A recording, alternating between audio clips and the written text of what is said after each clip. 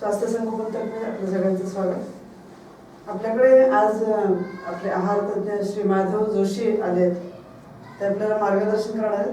त्यांची थोडक्यात ओळख मी करून देते। त्यांचं शिक्षण BSc केमिस्ट्रीमध्ये झालेलं आहे, पोस्ट ग्रॅज्युएशन टेक्सटाईलमध्ये झालं आहे, बँकिंगमध्ये पण त्यांचा अभ्यास झाला आहे, डिप्लोमा इन नॅचरोपॅथी केलेला आहे, डिप्लोमा इन योगा त्यांचं झालेलं आहे, certificate course in food and nutrition ह्याचा पण त्यांनी अभ्यास केला आहे। याची सुरुवात कशी झाली, न्यूट्रिशनमध्ये कसे वळले, गाईड म्हणजे अभ्यास कसा सुरू केला, तर त्यांना खूप वर्षांपूर्वी त्यांचे गुडघेदुखी, कंबरदुखी आणि कोलेस्ट्रॉलचा त्रास त्यांना 29 वर्षापूर्वी झाला होता। तर त्याच्यातून कसं सुटायचं हा त्यांना प्रश्न पडला होता, म्हणजे खूपच त्रास होत होता। तर ते केमिस्ट्रीमध्ये BSc झाल्यामुळे त्यांना शरीरात नक्की काय बदल घडत असतील हे त्यांना बघावंसं वाटलं, केमिकल प्रॉब्लेम्स काय होत असतील असं त्यांनी अभ्यास सुरू केला। आणि त्यांच्या असं लक्षात आलं, अनेक जणांचं मार्गदर्शन पण त्यांनी घेतलं की याच्यातून सुटका कशी मिळेल। तर त्याच्यातून सगळं मिक्स, सगळ्याचा मेळ घालून त्यांनी त्यांचं एक नवीन पद्धत तयार केली। प्रत्येक व्याधीकडे त्यांचं असं म्हणणं आहे की प्रत्येक व्याधीकडे पारंपरिक पद्धतीने बघण्यापेक्षा त्याच्याकडे एका नव्या दृष्टिकोनातून बघायचं आणि त्याच्यातून बाहेर पडण्याचा नवीन मार्ग त्यांनी शोधून काढला। आधी स्वतःवर आणि नंतर त्यांच्या अनेक साधकांवर प्रयोग केल्यावर 1981 ते 2009 इतके वर्ष अभ्यास आणि प्रयोग हे सगळं झाल्यावर त्यांनी 2009 पासून लोकांना गाईड करायला सुरुवात केली आणि हे प्रमाणित असं शास्त्र म्हणून पुढे आलं। त्यांची आरोग्याचा महामार्ग आणि आरोग्याचा लोचा अशी 2 पुस्तकं प्रसिद्ध आहेत। आरोग्याच्या महामार्गाच्या 14 आवृत्त्या निघालेल्या आहेत आतापर्यंत आणि 4 भाषात ते भाषांतरित झालेले दोन्ही पुस्तकं, मराठी, हिंदी, इंग्रजी आणि गुजराती। या विषयावर त्यांची 1000च्या वर व्याख्यानं झाली आहेत आणि 125च्या वर कार्यशाळा झाल्या। हे आज आपल्याला लाभलंय, आपलं खूप भाग्य आहे। मी त्यांना विनंती करते की त्यांनी आपल्याला मार्गदर्शन करावं।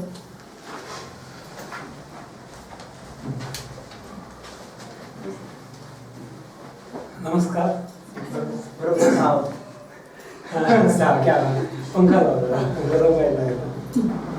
शैलेश कुंबळेकर, योगा थेरपिस्ट, ॲक्युपंक्चरिस्ट आहे आणि मी अजून 2 मिनिटं घेतो। हो, 2 मिनिट 4 मिनिटं घे, कारण कसं झालंय ना, मला जे अगदी 10:30ला घरी पोहोचायचं होतं ना, ते आता त्याचा फ्लाईट पोस्टपोन झाल्यामुळे मला 2000 रुपये होतो।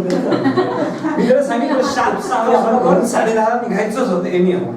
आता रात्री संध्याकाळी कळलं की त्याचं फ्लाईटच पोस्टपोन झालं, त्याच्यामुळे थोडं आपल्याला 2 ते 4 मिनिटं घेतलीच तरी चालतील। केंद्राचं काम आहार, विहार आणि विचार या त्रिसूत्रीवर चालतं।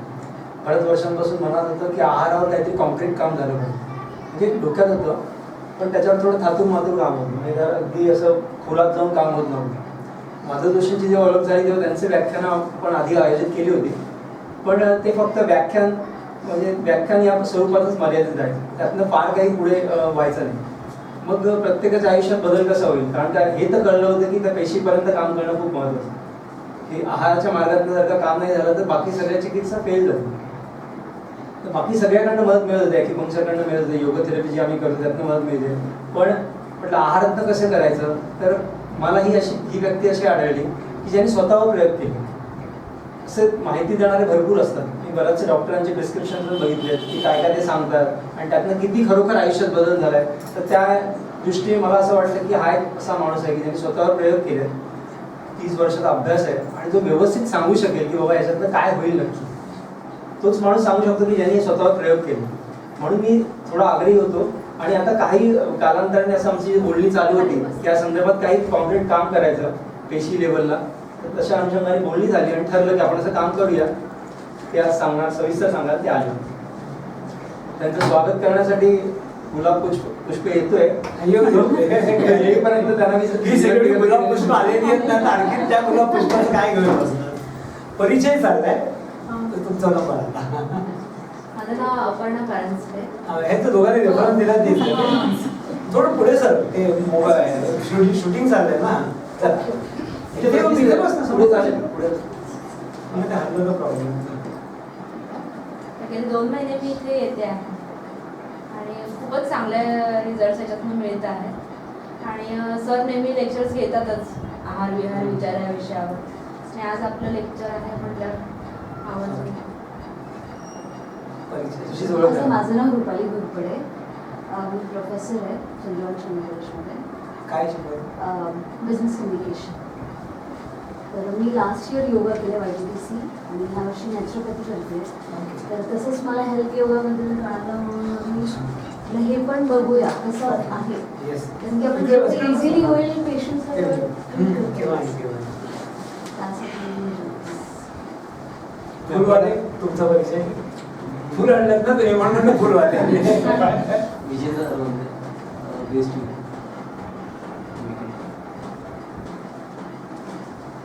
मी आपण त्यांनी विनंती करतो की त्यांनी मी सरांची उभा एवढ्यासाठीच राहणार नाहीये कारण रेकॉर्डिंग मध्ये अर्धच शरीर आहे.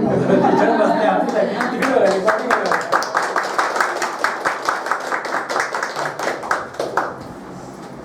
कारण तो फूल कोणाला दिलाय कळणार नाही ना, असा अर्धच कळत. सो गुड इव्हिनिंग सगळे. आपण आरोग्य हा मुद्दा केंद्रस्थानी ठेवून आलेलो. लोकमान्य टिळकांचं काय वाक्य होतं सुप्रसिद्ध? स्वराज्य हा माझा जन्मसिद्ध काय तुम्ही मिळवणार. तसं माधव जोशीचं म्हणून वाक्य आहे. लोकमान्य टिळकानंतर माधव जोशी. आरोग्य हा माझा जन्मसिद्ध हक्क आहे आणि तो मी मिळवणारच आणि तो मी मिळवलेला आहे. मला ते अप्रिशिएट करा. आज जसं तुझे गुडघे दुखत आहे, त्याची कंबर दुखते, कोणाचं काय कोणाचं काय कोणाचं. 1981 साली ना माझी अशी एवढी मोठी यादी होती. माझे दोन्ही गुडघे डिजनरेट झालेले. आता मी ते रेकॉर्डिंग साठी वर बसलोय, नाही तर मी खाली बसलो असतो. पण 81 साली असं खाली बसणं मला शक्य नव्हतं. मला नंबर स्पॉन्डिलायटिस आहे, ग्रेड 1 डिस्टसिस, म्हणजे L5S1 वरनं 25% पुढे सरकलेला आहे. तो कधी मागे जाणार नाही. माझा लो हिमोग्लोबिनचा त्रास होता, 12.5 हिमोग्लोबिन होती. माझं ट्रायग्लिसराईड जास्ती होतं, माझं LDL जास्ती होतं, HDL कमी होतं, शरीरात पाण्याचं प्रमाण कमी, चरबीचं प्रमाण 88 किलो वजन होतं. बरं का माझं? तुला बरं वाटलं म्हणून सांगितलं. आता कसं वाटतंय बघा. एकही पॅरामीटर असा जागेवर नव्हता. मी असं खूप ठोस मोठा रोग झाला होता अशातला भाग नाही, पण बऱ्याच अंगाने ढासळायला सुरुवात झाली. त्यावेळेला मी रुग्णसेवेचं काम करत असे. नाना पालकर स्मृती समिती म्हणून एक संस्था होती, आहे अजून. हॉस्पिटलमध्ये जायचं, एखाद्या पेशंटच्या बाजूला बसायचं. आम्हाला जो मेसेज यायचा की अमुक अमुक हॉस्पिटलमध्ये अमुक अमुक पेशंट आहे, त्याची काळजी घ्या.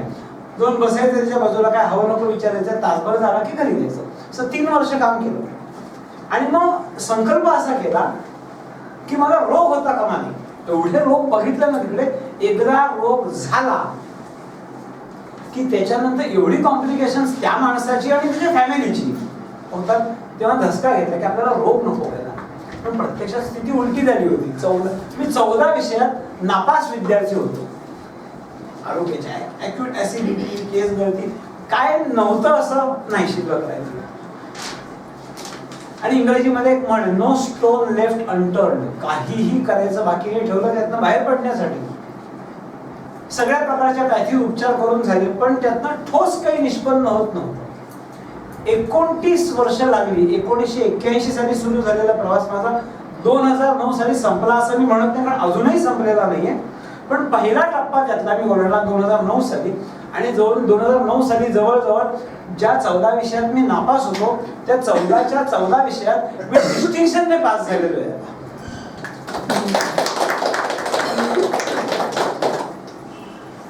अप्रिसिएशन पुन्हा एकदा करा, अजून एकदा तिसरं कशासाठी विचार. हे सगळं ट्रान्सफॉर्मेशन कोणतीही गोळी, उकाळा, लेप, मलम, चूर्ण, आसन, प्राणायाम न करता फक्त अन्न अन्न आणि अन्न ह्याच्यातून झालं. म्हणजे हे करू नका असं म्हणणं नाहीये माझं, हे सगळं करायचंय. शराबी बघितलंय का तुम्ही? शराबी अमिताभ बच्चनचा. त्याचा एक सुप्रसिद्ध डायलॉग आहे, पूत सपूत हो तो धनसंचय क्यों, पूत कपूत हो तो धनसंचय क्यों.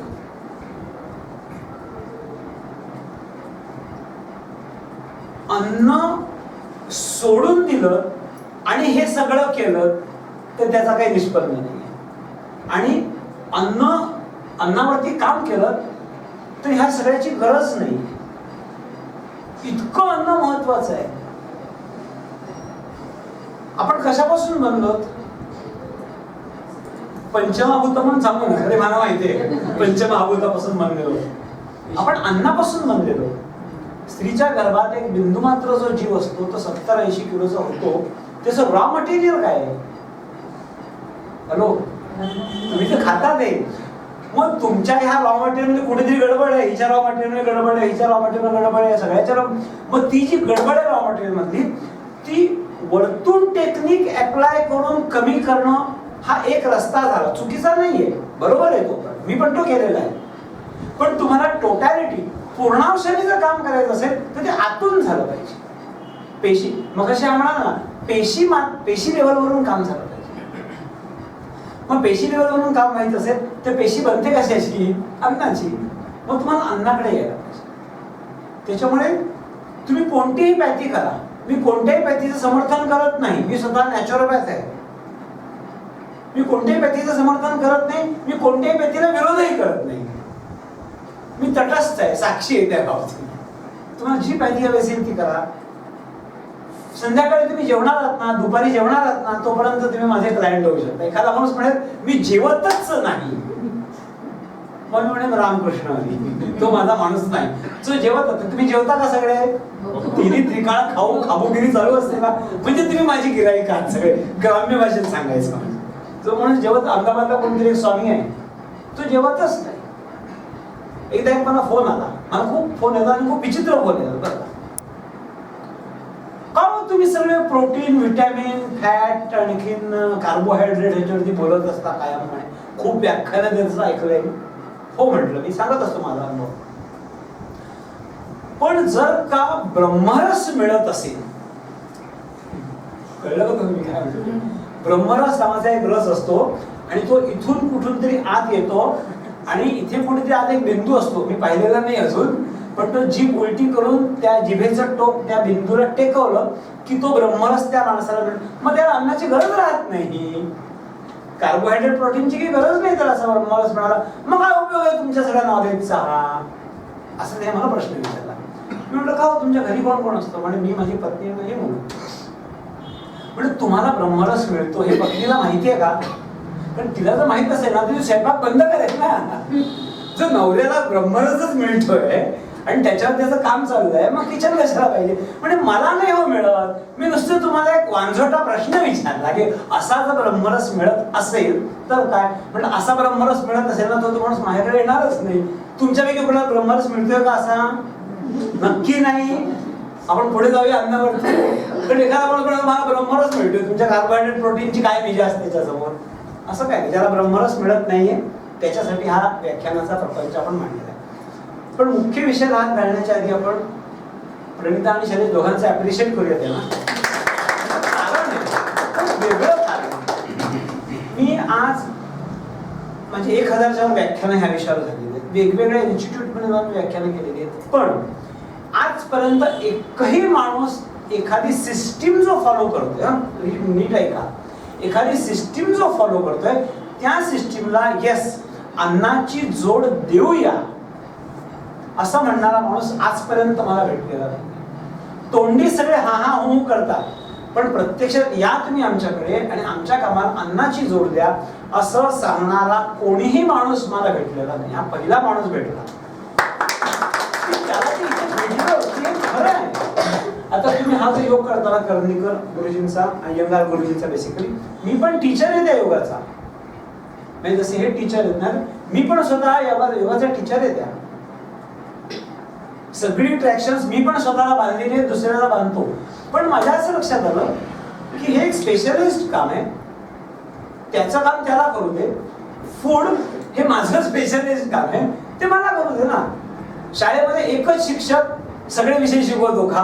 गणित पण तो शिकवेल, भाषा पण, असं नाही. भाषा शिकवणारा वेगळं आहे, गणित सगळं गरजेचं आहे. त्याच्यामुळे आपल्या रोगातून बाहेर पडण्यासाठी ज्याची ज्याची मदत आपल्याला घेता येईल त्याची मदत घ्यायची. त्या सगळ्या प्रक्रियेमध्ये अन्न हे अत्यंत पायाभूत वस्तू आहे, बेसिक आहे. माझं काम ना हे मुळाक्षर शिकवण्यासारखं आहे. मुळाक्षर शिकलात मग तुम्ही आर्टला आला, कॉमर्सला आला, डॉक्टर बना, इंजिनियर बना, वकील बना, सगळ्यांना मुळाक्षर शिकावी लागतात का? काय एखादा म्हणे मी वकील बनायचंय, मला मुळाक्षर कशाला शिकू मी? असं नाही झालं. तुला वकील बनायचं असेल तरी मुळाक्षर शिकावं लागेल. अन्न हे मुळाक्षर शिकण्यासारखं आहे. मग आता प्रश्न असा येतो की आज न्यूट्रिशनिस्ट म्हटलं ना तर आज जगात न्यूट्रिशनिस्ट आहेत, खूप न्यूट्रिशनिस्ट आहेत. हे SMDT चे कोर्सेस जे असतात ना, BSc MSc न्यूट्रिशन पास करतात, MD न्यूट्रिशन, म्हणजे खूप वेगवेगळ्या प्रकारे आहारशास्त्र एक प्रगत शास्त्र आज झालेलं आहे. मग तुम्हाला असा प्रश्न पडेल, एवढे सगळे जगामध्ये प्रगत शास्त्र आहाराचं झालेलं असताना आम्ही माधव जोशीला का फॉलो करायचं? हा प्रश्न आला की नाही? त्याचा पार्ट ए बरोबर आहे, योग शिकवतो, योगाला अन्नाची जोड पाहिजे, पार्ट ए बरोबर आहे. आता अन्नाची जोड देताना माधव जोशी जे सांगतो त्या मेथडची का जोड द्यायची?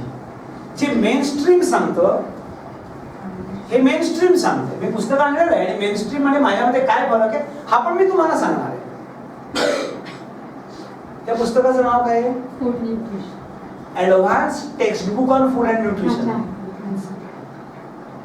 म्हणजे आणि ह्या पुस्तकात काय सांगितलेलं आहे त्याची चर्चा मी करणार आहे. त्याच्यामुळे मी सांगतो ते का करायचं आणि हे सांगतो ह्या पुस्तकात जे सांगितलेलं आहे ऍडव्हान्स टेक्स्टबुक्स, म्हणजे ज्या पुस्तकाच्या आधारावरती BSc MSc PhD न्यूट्रिशन होऊन सल्ले देतात ते का नाही फॉलो करायचं हेही मी तुम्हाला सांगणार आहे. मी दोन्ही सांगणार आहे. माझं काय म्हणणं आहे तेही सांगणार आहे, मेनस्ट्रीमचं म्हणणं काय दोन्ही सांगणार आहे. मग अर्जुनाला काय सांगतो श्रीकृष्ण? यथा इच्छसी तथा करू. 18व्या तो काय सांगतो? मी तुला सगळं सांगितलं, धर्म म्हणजे काय, अधर्म म्हणजे काय, कर्म म्हणजे काय, अकर्म म्हणजे काय. आता तुला जे योग्य वाटतंय ते तू कर. माझं नाव काय आहे? माधव. तेवढे 10-5 अर्जुन मला भेटलेले आहेत, तर त्याला मी सगळं माझं सूत्र सांगणार आणि जाताना म्हणणार यथा इच्छसी तथा करू. बाबा हे असं असं आहे, जशी तुझी इच्छा असेल तसं कर. तो अर्जुन काय म्हणाला तर माहितीये का? करिष्ये वचनं. हा, करिष्ये वचनं तव. असं तुम्ही म्हणतोय सांगलं नाही मला, पण अशी अपेक्षा मात्र माझी आहे. करिष्ये वचनं तव. तू जसं सांगशील तसे मी करेन. फक्त मी सांगतो म्हणून नाही, तुम्ही ते घासून पुसून पटवून घ्या की मुद्दा काय. ठीक आहे. आता माझ्या लंबर स्पॉन्डिलायटिस पासून सुरू. मला कंबरदुखीचा त्रास आहे. समजा धरून चला मी एखाद्या बुवा बाबाकडे गेलो आणि त्याला विचारलं की बाबा मला कंबरदुखीचा त्रास का, कशामुळे मला कंबरदुखीचा त्रास होत आहे? इथे डोंबिवलीत कोणी आहे बुवा बाबा? दर्गा वगैरे भरतो गुरुवारचा वगैरे असतात काय काय ठिकाणी. तो बाबा काय सांगेल मला किंवा बाबी काय सांगेल जर बाई असेल तिथे बसलेली, गेल्या जन्मी तू सासू होतास आणि सुनेला लाच मारली होतीस कमरेत तिच्या आणि म्हणून तुला या जन्मी कमरेचं दुखणं आहे. आपल्याकडे एक सिस्टीम काय आहे, जसं कर्म करतो त्याचं फळ मिळतं. मग तुम्ही ते मागच्या जन्मी, मागच्या वर्षी, मागच्या दिवशी काय जेव्हा केव्हा कर्म केलं पण त्या कर्माचं फळ स्वरूप तुम्हाला कंबरदुखी झाली. एक थिअरी झाली. तुम्ही जर डॉक्टरकडे गेलात तर डॉक्टर म्हणे हे काय ना हा पोस्चर रिलेटेड प्रॉब्लेम आहे. तुम्ही जर बघितलं असेल डॉक्टरच्या हे लावलेलं असतं ना, कसं बसायचं, कसं नाही बसायचं, कसं उभं राहायचं, कसं वजन उचलायचं, कसं नाही उचलायचं, असे खूप चार्ट लिहिलेले असतात. मग त्याच्यात तुम्ही काही चुका करता म्हणून तुम्हाला कंबरदुखीचा त्रास झाला, तो त्याचं सांगेल. तुम्ही जर आयुर्वेद वाल्याकडे गेलात तर तुम्हाला ते कफवात पित्त नावाचं जे त्रांगड आहे त्याच्यातलं वात नावाचं जे लफड आहे त्याचा जर प्रकोप झाला तर तुम्हाला असं हाडाचं, कमरेचं, गुडघ्याचं दुखणं होतं. मग ते संतुलित झालं की ते दुखणं तुमचं कमी होतं. तुम्ही होमिओपॅथीच्या माणसाकडे गेलात तर तुम्हाला स्वप्न कोणतं पडतं, म्हणजे पाणी दिसतं का, ज्वाळा दिसते, काळं दिसतं का, पांढरं दिसतं, तो खूप फाटे फोडेल त्याला. आणि मग त्याच्या ह्याच्या काहीतरी परिणाम, मनोव्यापाराचा परिणाम म्हणून तुम्हाला असं प्रत्येक जण ना आपली काहीतरी थिअरी सांगतो. हे सगळ्या थिअरी बाजूला ठेवतात. असं होतं की नाही मला माहिती नाही. एवढं कन्फ्युजन, मतमतांचा गलबला समर्थांनी म्हटले ना, तसं एवढा गलबला होता मताचा, त्याच्यात मी आणखीन माझं मत टाकलं. कशामुळे होतं? तर मी काय केलं ना, की मेन स्ट्रीमचं जे रोग समजून घेण्याची दृष्टी आहे, मग ॲलोपॅथीची असेल, होमिओपॅथीची असेल, नॅचरोपॅथीची असेल, योगाची असेल किंवा आयुर्वेदाची असेल, मला ना कोणत्याच सिस्टीमशी माझं सहमत नाही. एकही सिस्टीम ही हे रोगाचं मूळ कारण आहे असं मी मानत नाही. त्या सिस्टीमने सांगितलं, मग मला काहीतरी त्याला द्यायला पाहिजे ना. दुसरं हे जर नाही तर तुमचं म्हणणं काय? तर बेसिकली तुम्ही इथे जे ट्रीटमेंटला येता त्याला ज्या अन्नाच्या चौकटीची जोड द्यायची, त्या अन्नाच्या चौकटीची फिलॉसॉफी काय हे मी तुम्हाला सांगणार. तर साधारणपणे एखाद्या रोगाचा उगम आपण कशात मानतो? ॲलोपॅथी कशात मानते? जंतूमध्ये मानतो. बॅक्टेरिया, व्हायरस, जंतू ह्याच्यामध्ये आपण उगम मानतो की ह्याच्यामुळे रोग होतो. मी त्याला ट्रिगर पॉइंट नाही. जंतूमुळे रोग होतो असं मी मानत नाही. तुमच्याकडे डायरी असेल तर हे पॉइंट लिहून घ्या. घरी गेल्यानंतर मी रेकॉर्डिंग चालू आहे, म्हणजे मी असं म्हटलं नव्हतं, मला असं म्हणायचं नव्हतं, तुम्ही वेगळा अर्थ काढत असं होणार नाही, कारण सगळं रेकॉर्डेड आहे. जंतू, बॅक्टेरिया, व्हायरस हे मूळ कारण आहे असं मी मानत नाही. ही 7.4 सिस्टीम आहे बरं का. ही 7.4 नावाची आपली सिस्टीम आहे. त्या सिस्टीम मध्ये मग ते काय आहे? ते ट्रिगर पॉइंट आहे. मग माझ्या दृष्टिकोनातून महत्वाचं काय? इम्युनिटी महत्वाची आहे.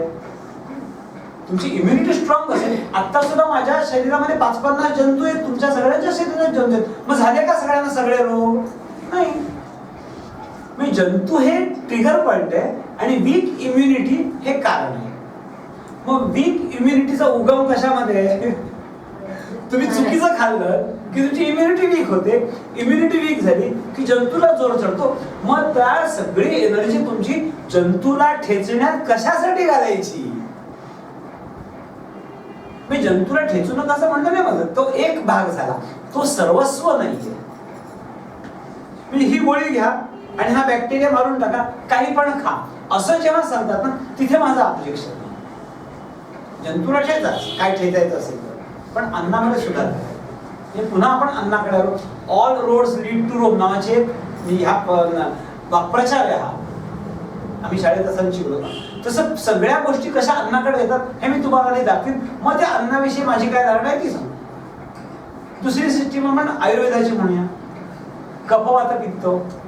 कफवात पित्तात असंतुलन झालं की रोग होतो. माझ्या दृष्टिकोनातून अपूर्ण एक्सप्लेनेशन आहे. कफवात पित्तामध्ये असंतुलन का झालं?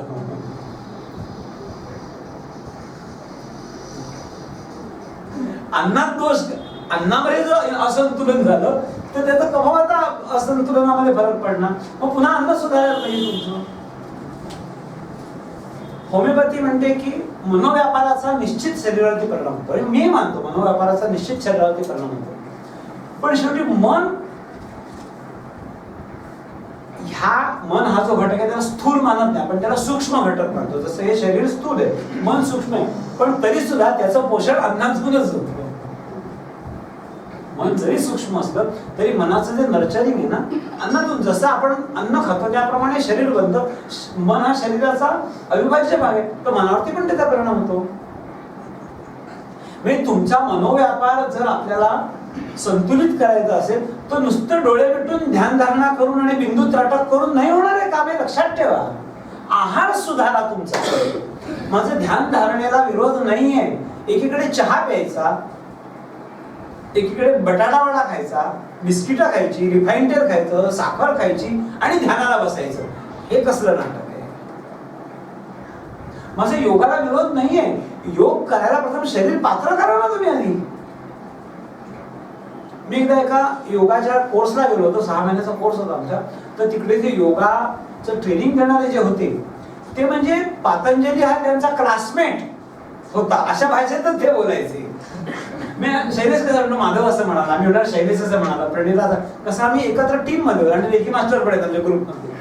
असं आम्ही जसं एकमेकाच्या पातंजलीने असं सांगितलंय, म्हणजे जणू की कालच पातंजली सांगून गेलं की असंच आहे. म्हणजे प्रत्येक पावलावरती पातंजलीचं एक सूत्र फेकायचं त्याचं एक्सप्लेनेशन द्यायचं संस्कृतमधनं नंतर मराठीतून, आणि नंतर दोन चहा प्यायचा रामकृष्ण, आणि मग श्रीखंड गायचं, आणि मग बासुंदी गायची, आणि ते झालं की पुन्हा पातंजलीवरती लेक्चर चालूच आहे यांचं. पातंजलीला नसेल का बरं का बटाटावडा श्रीखंड बासुंदी. मी ज्या बटाटावडा श्रीखंड बासुंदी म्हणतो त्याच्या ह्या पदार्थांना विरोध नाहीये, ते पदार्थ ज्या पद्धतीने बनवले जातात ना त्या पद्धतीला विरोध आहे. कारण माझ्या सिस्टीममध्ये सुद्धा तुम्हाला बटाटावडा श्रीखंड बासुंदी खायचंय, पण 7.4 पद्धतीने बनवते. पदार्थाला विरोध नाही, प्रोसेसला विरोध आहे. म्हणजे जेव्हा तुम्ही कफवातपत्याचा विचार करता, मनाचा विचार करता किंवा जंतूंचा विचार करता, तीनही अंगाने विचार केला तरी पुन्हा तुम्ही अन्नाकडेच येता. तुम्ही नॅचरोपॅथी, मी स्वतः नॅचरोपॅथ आहे. आम्ही ते 6 डॉक्टर म्हणतो ना, पृथ्वी, आप, ते वायू, आकाश वगैरे.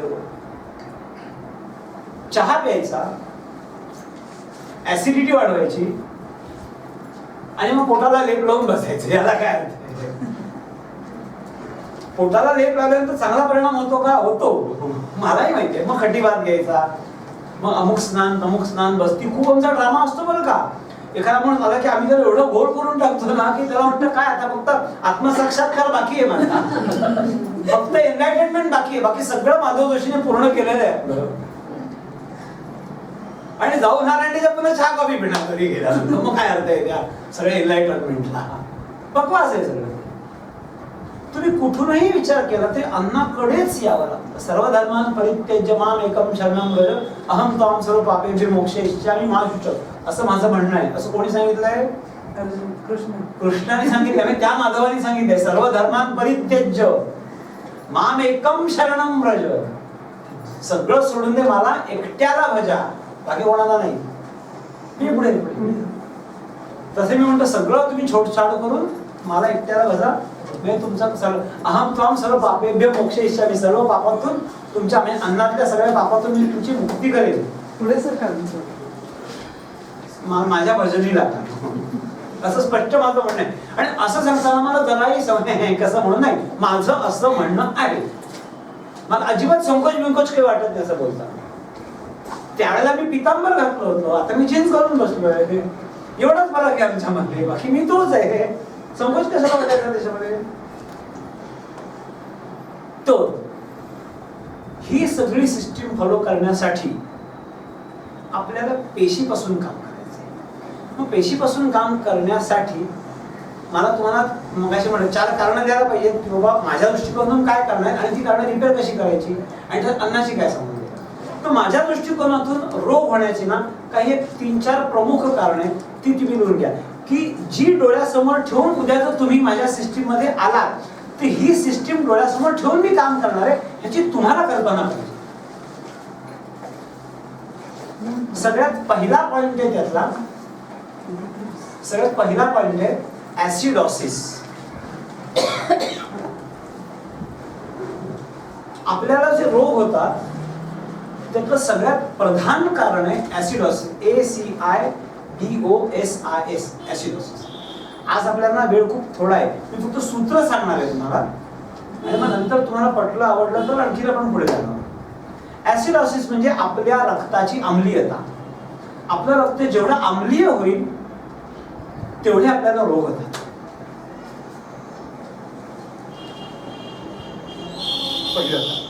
दुसरं कारण आहे फ्री रॅडिकल्स.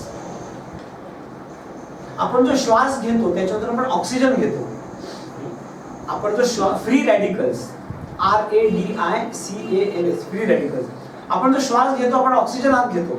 ऑक्सिजन आत घेतल्यानंतर 2% ऑक्सिजन फ्री रॅडिकल या स्वरूपात कन्व्हर्ट होतो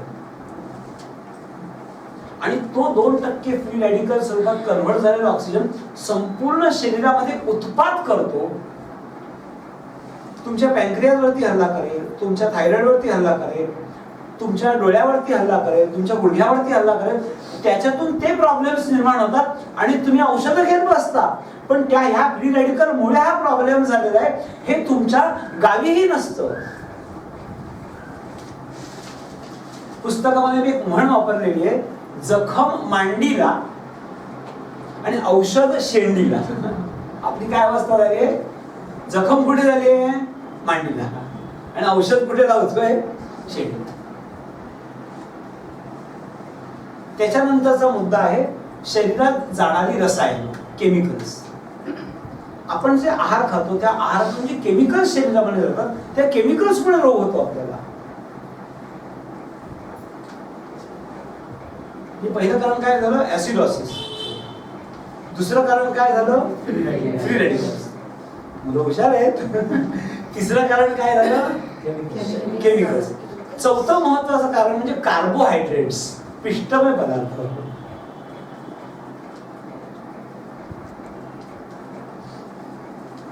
वारंवार पिष्टमय पदार्थ खाल्ल्याने इन्सुलिनची लेवल वाढते शरीरात. याला हायपर इन्सुलिनिया, इलेव्हेटेड इन्सुलिन असं म्हणतात. असा शब्द द्या, इलेव्हेटेड इन्सुलिन.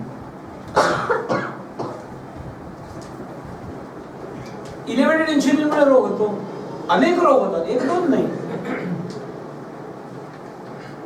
आणि सगळ्यात शेवटचं नाही पण पाचवं म्हणा महत्वाचं कारण आहे सिम्पॅथेटिक नर्वस सिस्टीम आणि पॅरासिम्पॅथेटिक नर्वस सिस्टीम ह्याच्यातलं असंतुलन. SNS सिम्पॅथेटिक नर्वस सिस्टीम, त्याला शॉर्टमध्ये SNS असं लिहितात. आणि पॅरासिम्पॅथेटिक नर्वस सिस्टीम SNS त्याच्या आधी P लावा. एक पेरिफेरल नर्वस सिस्टीम पण आहे आणि दुसरी पॅरासिम्पॅथेटिक, दोन्हीकडे P लावतात पण ते थोडा फरक करतात ते लिहिताना.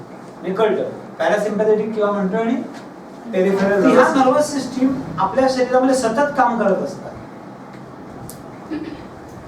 सिम्पॅथेटिक नर्वस सिस्टीम ऍक्टिव्हेट झाली म्हणजे वाघ दिसला की आपली सिम्पॅथेटिक नर्वस सिस्टीम ऍक्टिव्हेट होते. बॉस दिसला ऑफिसमध्ये जाताना किंवा एखाद्या नवऱ्याला बायको दिसली रस्त्यामध्ये म्हणजे ह्याची सिम्पॅथेटिक नर्वस सिस्टीम ऍक्टिव्हेट होते.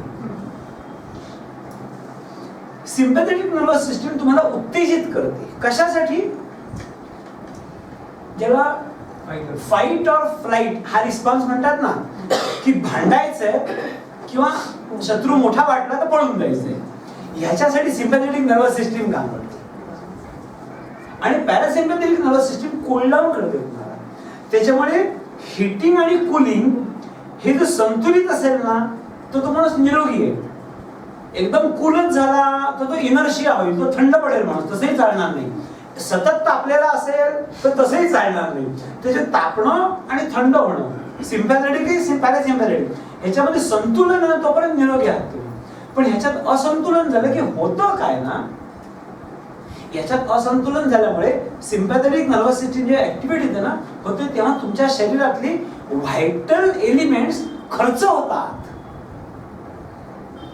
तुमचा बँक बॅलन्स खर्च होतो, तुमचं सेव्हिंग्स उद्ध्वस्त होतं. की जे न्यूट्रिशन, जी मिनरल्स तुम्हाला निरोगी राहण्यासाठी जी कामाला येणार आहेत ना ते त्या भीती आणि स्ट्रेस पोटी खर्च होतात. मग जिथे कामाला यायला पाहिजे तेव्हा ते तुमच्या शरीरात नसतात. सतत तुम्हाला ताण असेल, घरी आलो बायकोचा ताण, ऑफिसला गेलो बॉसचा ताण, फायनान्शियल ताण, मुलाबाळांचा ताण, मुलगा शिकत नाही त्याचा ताण, काय ताणाला कमी आहे ना आपल्या आयुष्यामध्ये, सारखा ताण ताणावच चालू आहे. मग ती सगळी सिस्टीम आपली ऍक्टिव्हेट होते. त्याच्यामध्ये सगळं जे शरीरातलं पोषण आहे ना, मग जर तुम्हाला स्ट्रेस असेल तर तुम्हाला आणखीन काय खायला पाहिजे याचं जर भान नसेल आणि तुम्ही नुसतं डाळ भात भाजी पोळी खात राहिला तर ते तुमचं न्यूट्रिशनची पूर्तता होणार नाही. त्याच्यामध्ये स्ट्रेस आल्यानंतर प्राणायाम करा, त्राटक करा, मौन करा, डोळे मिटून बसा. माझ्या दृष्टिकोनातून हे अत्यंत फालतू आणि वरवरचे उपचार आहेत. I am sorry. तुम्ही योग्य न्यूट्रिशन खा आणि मग नंतर तुम्ही हे सगळं करा. हे सोडून करू नका. हे फंडामेंटल आहे. फंडामेंटल आणि पेरिफेरल. पेरिफेरी म्हणजे अवतीभोवतीचं आणि फंडामेंटल म्हणजे मुद्द्याचं. तो फूड हे फंडामेंटल आहे. आणि बाकी मला एक सांगा, कधीतरी तुम्ही कोणत्या माकडाला कपालभाती करताना बघितलंय का? हॅलो, मग नाहीतरी म्हणा ना. सगळे गप्पच झाले एकदम. एखाद्या वाघाला अनुलोम विलोम करताना बघितलंय का? पंजा ठेवला नाही. शंख प्रक्षालन बस, हा सगळा माणसाचा ड्रामा आहे. कोणीही प्राणी योगा करत नाही, मनुष्य प्राणी सोडला. आणि सगळे प्राणी नॅचरली व्यवस्थित ते आपापसात मारामाऱ्या करतात आणि काय म्हणतात तसं ते नेतृत्व ना, कळपाचं नेतृत्व, मादी मिळवणं, त्यांच्यात तुम्ही डिस्कवरी बघत असाल तर तुम्हाला कळेल ते सगळं की तो झगडा सतत चालू असतो ना, सतत आपल्या हुसकावून लावा दुसऱ्याला. मग त्याच्यात ते मारामारी होऊन जखमी होतात, मारतात, तो वेगळा आहे. पण अदरवाईज निसर्गात राहणारे सगळे प्राणी ऍब्सोल्युटली म्हणजे 90% प्राणी ते हेल्दी असतील. एखाद्याला होत असेल रोग, मला माहित नाही, नगण्य. पाळीव प्राण्यांना जेवढे होतात तेवढे एक्झॅक्टली. पाळीव प्राण्यांना रोग होतात नुसते नाही, मालकाला जे रोग होतात ना ते त्या प्राण्याला पण होतात. आज कुत्र्याला आर्थरायटिस होतो, कुत्र्याला डायबेटीस होतो, कुत्र्याला डायबेटीसची ट्रीटमेंट देतात लोक. हॅलो, कुत्र्याला डायबेटीसची ट्रीटमेंट देतात, कुत्र्याला स्ट्रेस पण येतो. आता काय सांगू तुम्हाला, जो ह्याचं कारण आहे आपल्याकडे ना, कुत्र्यावरती फार, कुत्रा मला पण प्रिय आहे, पण तो कुत्रा आहे विसरू नका, तो माणूस नाहीये. त्याला तुमचं लोक ना कुत्र्याला मनापासून श्रीखंड भरवतात. अरे कुत्रा आहे तो, त्याला तुम्ही मांसाचा तुकडा किंवा काय असेल तर ते त्याचं खाणं द्या त्याला. तुम्ही आपलं खाणं कुत्र्याला दिलं तर तुमचं पण इन्शुलिन वाढतं आणि कुत्र्याचं पण इन्शुलिन वाढतं, दोघांनी डायबेटीज होतो. माझ्या वसईला माझा एक मित्र आहे, तो एकाची म्हैस हार्ट अटॅकनी मेली. आता म्हैस हार्ट अटॅकनी मेली तर काय बोलायचं माणसाला यार. जो मालकाला रोग होतो तो त्या कुत्र्याला पाळीव प्राण्याला रोग होतो. निसर्गात राहणार, कारण ते इन्स्टिंक्ट नाही खातात ना, त्यांचे जे निसर्गाने त्यांना जे एक समज दिलेली आहे त्याप्रमाणे ते खातात. म्हणजे ते योग्य अन्न असेल तर तुम्हाला प्रॉब्लेमच होणार नाही. माझं म्हणणं आहे आपण अशी व्यवस्था करायची की मला प्रॉब्लेम होऊच नाही. आणि मग झाला तर शैलेश आणि प्रणिता आहेतच शेवटी.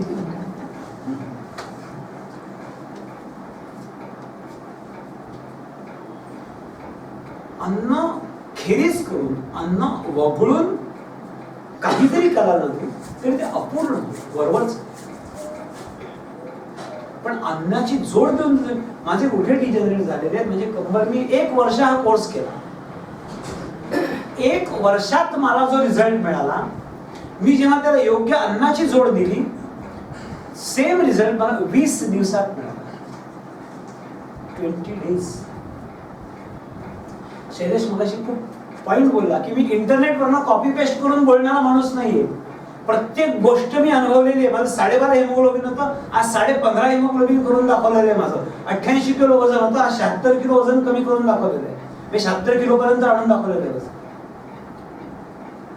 आज मी वज्रासनात 3 तास बसू शकतो. जो माणूस 31 वर्षापूर्वी 30 वर्षापूर्वी गुडघ्याच्या दुखीमुळे खाली बसू शकत नव्हता, आज मी 3 तास वज्रासनात बसू शकतो.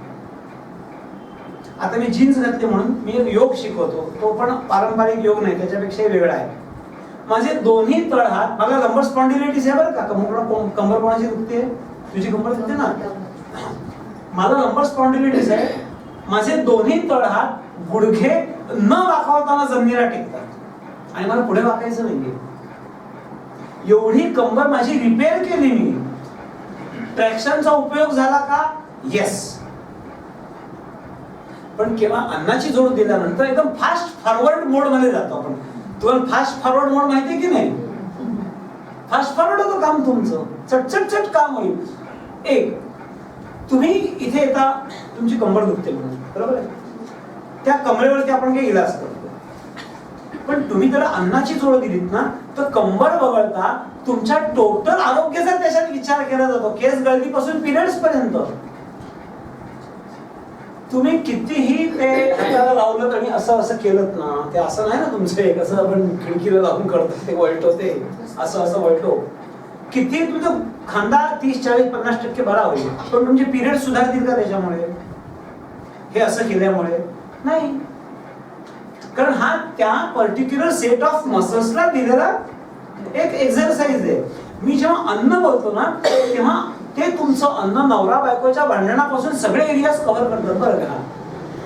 मी दिलेलं अन्न खाल्लं ना नवरा बायकोच्या भांडणं पण कमी होतात, असं माझं म्हणणं नाही आहे. फायदे मी एकटाच आहे, पण माझे जे स्टुडंट्स आहेत ते बहु आहेत सगळे, तर ते मला फीडबॅक देतात की आमची भांडणं कमी झाली. याचं कारण आहे, योग्य अन्नाने ते जे मेंटल हार्मनी आहे ना त्याचा पण अनुभव येतो.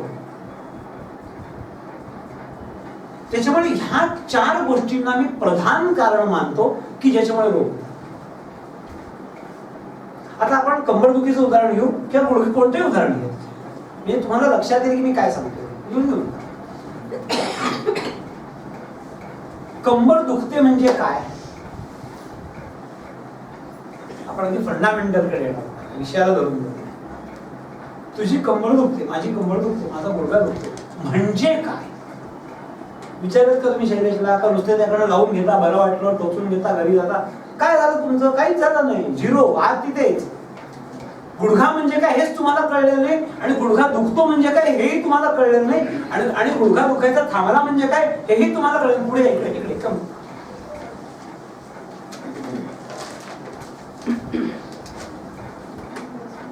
बस.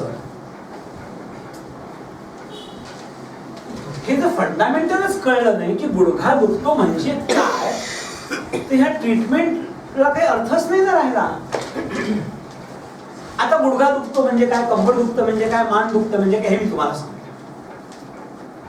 ज्या वेळेला रक्ताची आम्लीयता वाढते त्याला आपण ऍसिडॉसिस म्हणतो. हा खूप मोठा विषय आहे, एवढं सगळं सांगणं शक्य नाहीये. हे तुम्ही शब्द लक्षात ठेवा. जर कधी आपण पुन्हा भेटलो तुम्ही विस्ताराने सांगेन. आता फक्त कास्तदेवी कसा नाही आवडणार. रक्ताची आम्लीयता वाढली तर त्याच्यानंतरची स्टेज आहे मृत्यू.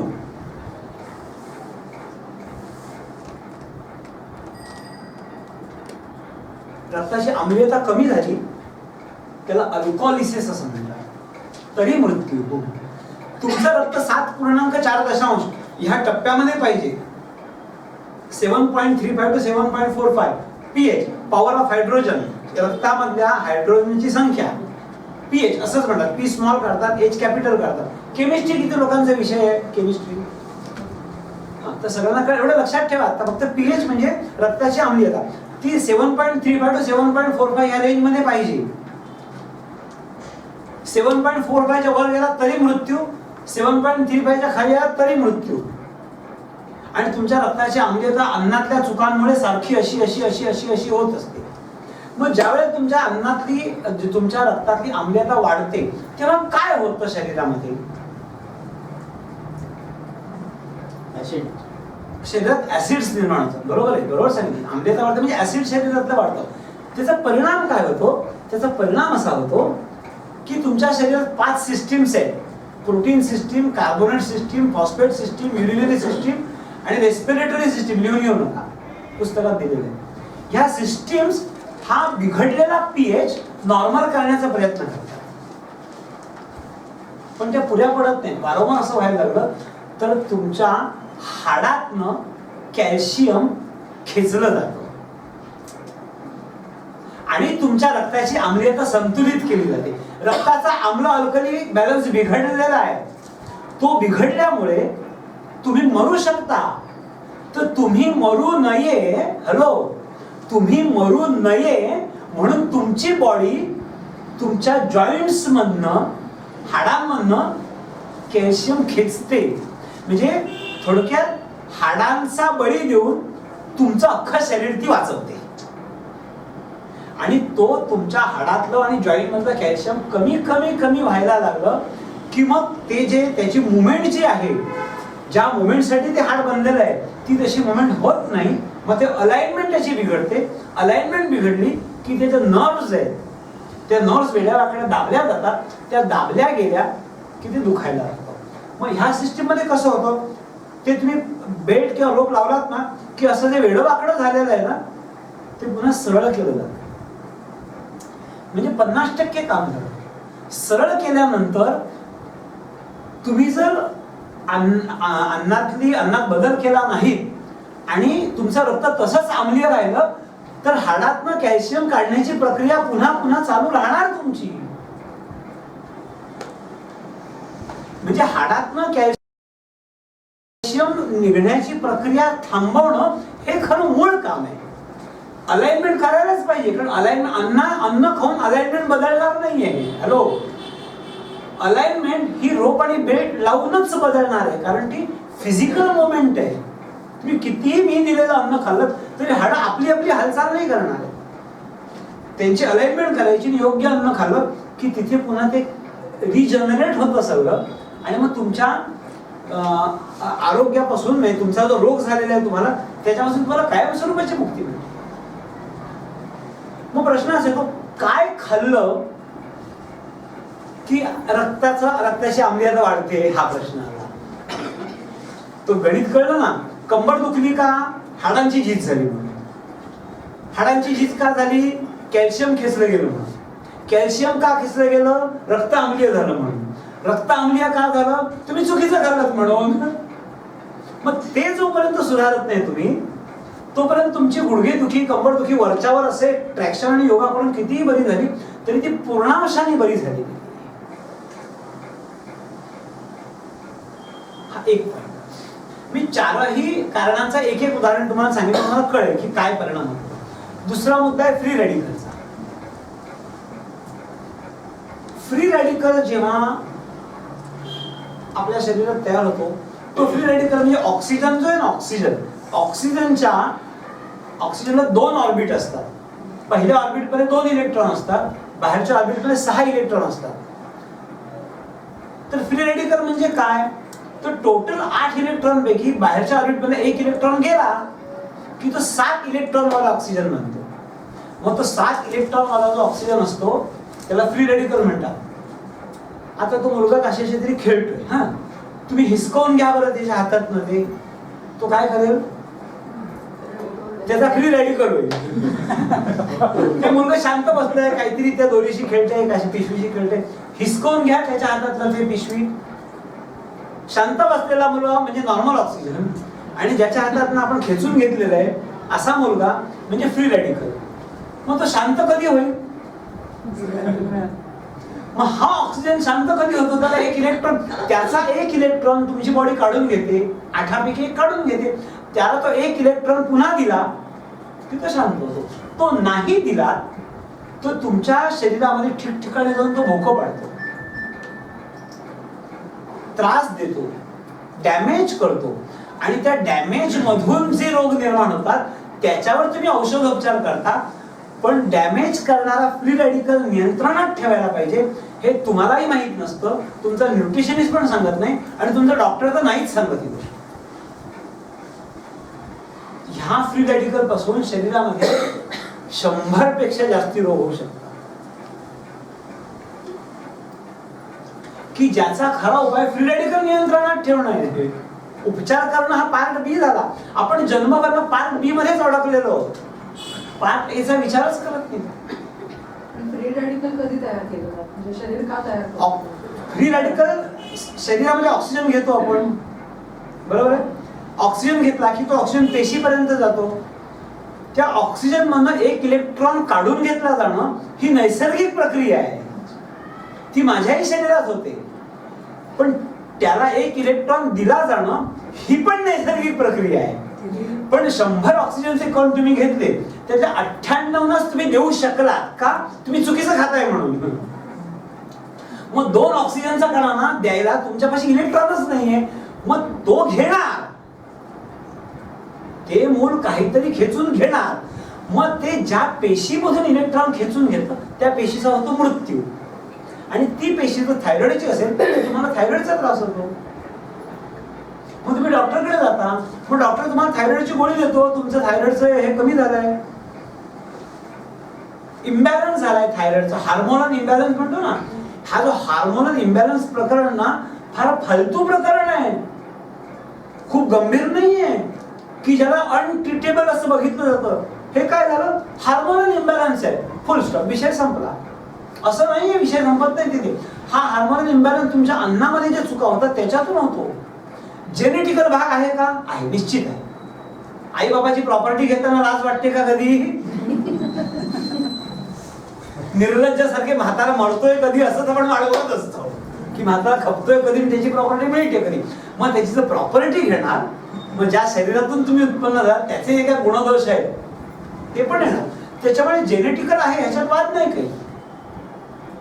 पण आज ज्या आपण चुका करतोय तेवढ्या जरी आपण चुका नाही केल्या तरी ते जेनेटिकली आपल्याला दोष मिळालेले ते कव्हर अप होऊ शकतो आपण आणि ते वाढवतो. तर असा तो फ्री रॅडिकल पॅनक्रियाजला डॅमेज केलं तुम्हाला डायबिटीस होईल. त्याला ना त्या फ्री रॅडिकलला हे कळत नाही कोणाकडनं घ्यायचं, जो भेटेल त्याच्याकडनं घेतो तो कोणाकडनं. हा दुसऱ्या प्रकारे 100 प्रकारे रोग होऊ शकतो, 100 रोग होऊ शकतो. तिसरं आपलं केमिकल्स. साखर किती लोक खातात तुमच्यापैकी? हात वर करा. कधी तुमची कंबरदुखी गुडघेदुखी बरी होणार नाही. शैलेश नाही, शैलेशचा बाप नाही, त्याचा बाप जरी उतरला तरीही तुमची गुडघेदुखी कमी होणार नाही. तुमचं पहिलं लेक्चर ऐकलं हा, त्या बाप. आपल्या बोर्डावर किती लिहिलंय साखर वर्ज. हा, ह्याचं कारण आहे साखर खाल्लीत ना की काही काही पद्धतीने साखर बनवतात. काही ठिकाणी फॉर्मॅलिन वापरतात, काही ठिकाणी फॉस्फरिक ऍसिड वापरतात, सल्फर वापरतात. म्हणजे साखर, चहा, कॉफी, लोणचं, पापड, बेकरी प्रॉडक्ट्स आणि रिफाइंड ऑइल हे पदार्थ जर तुमच्या आयुष्यात असतील तर तुम्हाला कधीच आरोग्य मिळणार नाहीये. जगातल्या कोणत्याही धन्वंतरीकडे जा, कोणत्याही पॅथीकडे जा, कितीही लेप लावा, शंखपक्षालन करा, काय म्हणतात त्याला, पंचकर्म.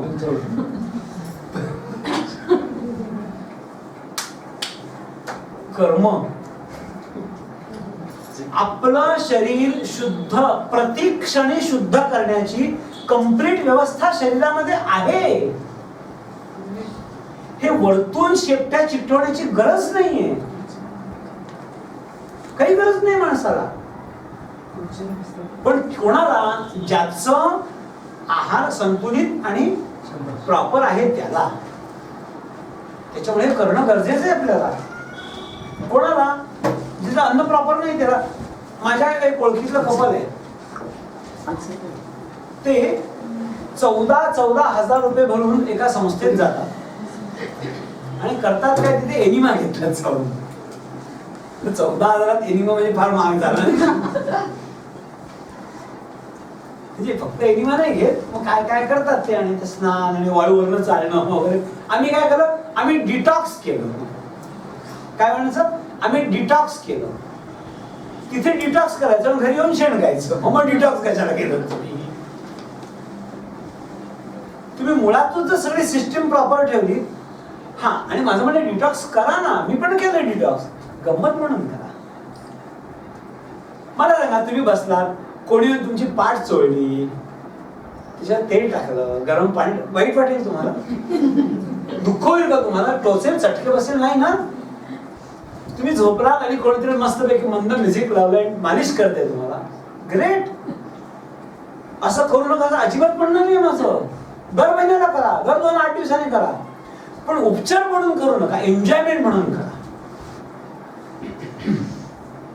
एन्जॉयमेंट म्हणून करा. त्याच्यामुळे होतं काय की आपली जी डिटॉक्सिफिकेशनची स्वतःच्या शरीरातली व्यवस्था आहे, ती व्यवस्था सक्षम कधी राहते, ही विषय जर शरीरात गेली नाहीत ना तर ती सक्षम राहते. इंग्रजीमध्ये एक म्हण आहे, don't throw spanner in the wheel. Wheel म्हणजे समजतं चक्र, स्पॅनर म्हणजे तो पाना. व्हील तुम्ही तर मध्ये पाना घातला तर चक्र थांबेल, आणि मी चक्र चालू कसं करू? काय केलं की आरोग्य मिळेल? आणि तू तो पाना काढून घे त्यातला, चक्र चालूच आहे. आपण काडी घालायची आणि मग प्रश्न विचारायचा, कशी काडी काढू, नाही कसं आरोग्य मिळेल? तुम्ही काड्या घालताना चहा, कॉफी, लोणचं, पापड, त्या काड्या काढून घ्या त्या सगळ्या आरोग्याच्या चक्रातून, की चक्र चालू आहे तुमचं प्रॉपरली, काही इश्यू नाही त्याच्यामध्ये.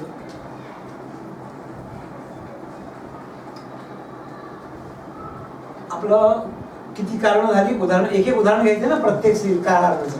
पुढचं काय कारण आहे आता? केमिकल्स. हे वेगवेगळे केमिकल शरीरात गेले की एंडोक्राईन सिस्टीम पासून सगळ्या सिस्टीम आणि डिटॉक्सिफिकेशनची सगळी प्रक्रिया आपली थंडावते, त्याच्यातून रोग निर्माण आणि कार्बोहायड्रेट. माझ्या दृष्टिकोनातून ना कार्बोहायड्रेट खाणं हे पाप आहे. हे पाप. कार्बोहायड्रेट खाल्लं की तुमच्या शरीरात इन्शुलिन वाढतं. सकाळी आपण चहा बिस्किट, समजा आपण चहा घेत नाही पण उदाहरण देतो, चहा बिस्किट, चहामध्ये साखर आहे, बिस्किटामध्ये गहू आहे. अगदी ओटचं बिस्किट, काही 1.5 शाणे असतात, काही शाणे असतात, काही 1.5 शाणे असतात, ते ओटचं बिस्किट खातात. पण ओट सुद्धा कार्बच आहे शेवटी, की इन्शुलिन वाढलं तुमचं. मग 11 वाजता ऑफिसमध्ये असा कोणीतरी तिरुपतीचा प्रसाद आणून देतो, की मी तिरुपतीला गेलो, तो प्रसाद म्हणजे पूर्णपणे कार्ब आहे. पुन्हा इन्शुलिन वाढलं.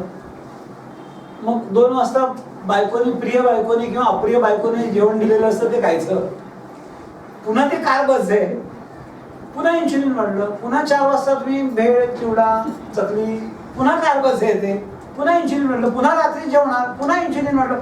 अख्खा दिवस तुमचं इन्शुलिन इलेव्हेटेडच असतं. ह्याला इलेव्हेटेड इन्शुलिन म्हणतात. ह्या इलेव्हेटेड इन्शुलिनमुळे मोठ्या प्रमाणात रोग होतात. पूर्वीच्या काळी होत नव्हते का? होत नव्हते. ह्याचं कारण आहे, कार्ब खाल्लं ना की रक्ताची शुगर वाढते. शुगर वाढली की इन्शुलिन सिक्रेट होतो. नमस्कार. शैलेश कोळेकरच्या घरी डोंबिवलीला आपण स्वास्थ्य केंद्रावरती माझं लेक्चर ऐकलं. त्याच्यामध्ये 7.4 काय थीम आहे, त्याचं रोगाविषयीची काय समज आहे, अन्नाविषयीची काय समज आहे, त्याचं सूत्ररूपाने माझं विवेचन तुम्ही ऐकलं. पुढे काय, ह्या सिस्टीममध्ये तुम्हाला जर यायचं असेल आणि आपल्या आहाराची पुनर्रचना करून घ्यायची असेल तर 2-3 महत्त्वाच्या गोष्टी तुम्हाला कराव्या लागतील. पहिली गोष्ट म्हणजे तुम्हाला एक 10-12 ब्लड रिपोर्ट्स काढावे लागतील. त्याच्यात CBC आहे, लिपिड आहे, LFT आहे, KFT आहे, HbA1c आहे, fasting sugar, fasting insulin, CRP, असे अनेक रिपोर्ट आहेत. हे रिपोर्ट काढले की तुमची एक आरोग्याची कुंडली माझ्यासमोर तयार होते. Point number 1. तुमचा रोजचा आरोग्याचा ढाचा कोणता आहे तो तुम्ही मला कळवायचा. सकाळी उठल्यापासून रात्री झोपेपर्यंत तुम्ही काय काय खाता हे मला कळलं. तुमचं स्वतःचं टार्गेट काय आहे, वजन कमी करायचं आहे, वजन वाढवायचं आहे, केस गळत आहे, झोप लागत नाही, गुडघे दुखत आहेत, ते तुम्ही मला सांगायचं. म्हणजे मला काय काय पाहिजे, एक तुमचे ब्लड रिपोर्ट्स पाहिजे, तुमच्या खाण्याचा ढाचा पाहिजे, तुमची टार्गेट्स पाहिजे. मग त्या ब्लड रिपोर्ट्स, खाण्याचा ढाचा आणि टार्गेट्स या सगळ्याचा मेळ घालून 7.4 या पद्धतीप्रमाणे मी तुमच्या आरोग्याची सगळी, तुमच्या आहाराची पुनर्रचना करणार. तुम्हाला मी कळवणार की बाबा अशा अशा पद्धतीने मी पुनर्रचना केलेली आहे. आणि ही पुनर्रचना करताना व्हेज, नॉनव्हेज, जमिनीच्या खालचं खाणारे, जमिनीच्या वरचं खाणारे, दूध पिणारे, दूध न पिणारे, तुम्ही कोणीही असलात, तुम्ही कशाही प्रकारे आहार घेत असलात तरी त्याचा मला फरक पडत नाही. कारण मी स्वतः अमुक खाऊ नका असं नाही सांगणार. तुम्ही काय खाता, तुम्हाला दूध चालतं का, तुम्हाला दूध स्वस्त का, तुम्हाला दही चालतं का, तुम्हाला दही स्वस्त का, हे तुम्ही ठरवा. तुम्ही नॉन व्हेजिटेरियन आहात का, मग तुम्ही मासे खाता का, तुम्ही मटण खाता का, तुम्ही चिकन खाता का. कोणतीही गोष्ट करा म्हणून मी सांगणार नाही, कोणती गोष्ट करू नका म्हणून सांगणार नाही. मी धर्मगुरू नाही, मी धार्मिकही नाही. त्याच्यामुळे तुमच्या ज्या काही स्वतःच्या कल्पना असतील, तुमचे जे काही विचार आहेत, तुमची जी काही आचारसंहिता आहे त्याप्रमाणे तुम्ही करा. त्याच्यातली त्रुटी ओळखणं, त्याचा तुमच्या आरोग्याशी सांगड घालणं आणि त्याच्यातून एक नवीन आहार पद्धती तुम्हाला देणं हे माझं काम. मग तुम्हाला मी ते कळवणार. त्याच्यावरती तुम्ही तुमची कॉमेंट द्यायची की मला हे जमणार आहे, मला हे नाही जमणार आहे, मला हे परवडू शकेल, मला हे नाही परवडू शकेल, आमच्या घरात हे करणं शक्य नाही आहे, कारण की घरातल्या इतर मेंबर्सना ते मान्य नाही आहे. तर त्या सगळ्यातनं फिल्टरिंग करून तुम्हाला जमेल, पचेल, रुचेल, आवडेल, तुमच्या घराच्या बजेटमध्ये ते बसेल अशा पद्धतीने फायनल आपण एक आहाराचं स्ट्रक्चर तयार करणार. ते 90 दिवस म्हणजे 3 महिने तुम्ही फॉलो करायचं. ह्या 3 महिन्याच्या कालखंडामध्ये समजा तुम्हाला पुन्हा काही अडचण आली तर पुन्हा माझा सपोर्ट, गायडन्स तुम्हाला अवेलेबल आहे. माझी अशी अपेक्षा आहे की सरळ 3 महिन्यामध्ये तुमच्या आहाराचं रिस्ट्रक्चरिंग सेट होईल आणि मग त्याच्यानंतरच्या काळात तुम्ही ते कायमस्वरूपी करायचं आहे. आणि हा सगळ्यात महत्त्वाचा मुद्दा आहे. आपण जी पुनर्रचना करतो ती 8 दिवसासाठी, 15 दिवसासाठी, 2 हप्त्यासाठी, महिन्यासाठी नाही. ही कायमस्वरूपाची पुनर्रचना आहे. त्याच्यावर खूप काळजीपूर्वक विचार करून सगळ्या पैलूंचा त्याच्यात अंतर्भाव करून मग आपण हे फायनल करणार. आणि एकदा फायनल झालं की मग त्या पद्धतीने तुमची रोजची जीवनशैली तुम्ही बदलणार आहात. एकदा जीवनशैली बदलली मग त्याच्यात चुका होणारच नाहीत का? होणार. तुमच्याकडे पाहुणे येणार, तुम्ही पाहुण्यांकडे जाणार, तुम्ही लग्न मुंज कार्य ट्रिप पिकनिक सगळीकडे जाणार. मग त्याच्यामध्ये काय दोष येणार? खाण्यामध्ये की बदल होणार? मग त्याच्यावरती काय करायचं त्याचं पुन्हा मार्गदर्शन मी करणार. तुम्ही संन्यासी नाही, तुम्ही भिक्षुक नाही, तुम्ही प्रापंचिक आहे.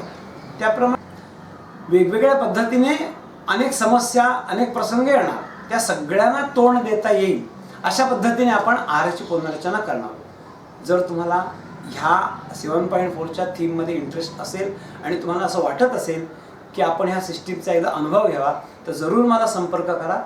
माझा email ID, website, phone number सगळे डिटेल्स मी पुढच्या स्लाईडमध्ये देत आहे. धन्यवाद.